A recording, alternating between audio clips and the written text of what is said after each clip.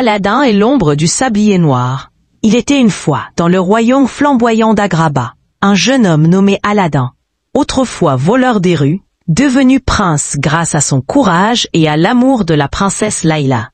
Ensemble, ils gouvernaient avec bonté, protégeant les plus faibles et défendant la justice. Leur cœur était uni, par plus qu'un amour royal, une foi commune en la paix et la vérité. Mais un soir d'équinoxe, alors que le soleil disparaissait derrière les dunes, un vieil étranger encapuchonné arriva au palais.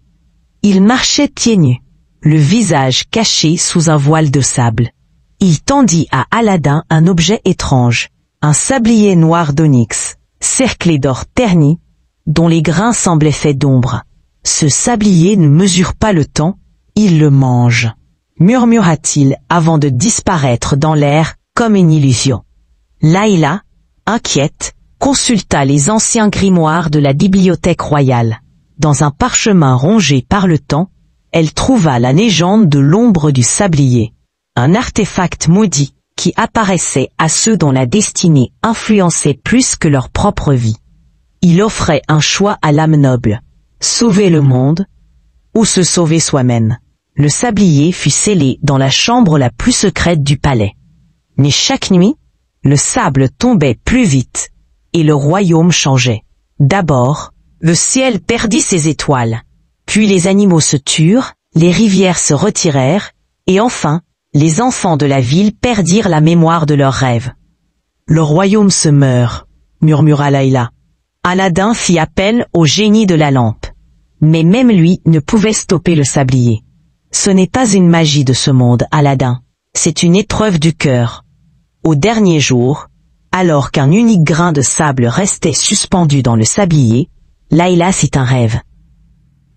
Une version sombre d'Agraba, envahie par le silence et la cendre, où son peuple marchait sans but, sans lumière. Au centre, elle vit un trône vide.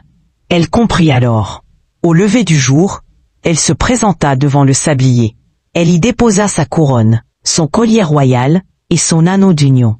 Puis, elle murmura « Prenez tout, sauf l'espoir de mon peuple. » Aladin hurla de douleur, car il savait ce que cela signifiait. Mais il ne pouvait l'arrêter. La dernière goutte tomba. Le sablier explosa en 1000 éclats de lumière. Layla disparut. Mais le royaume fut sauvé.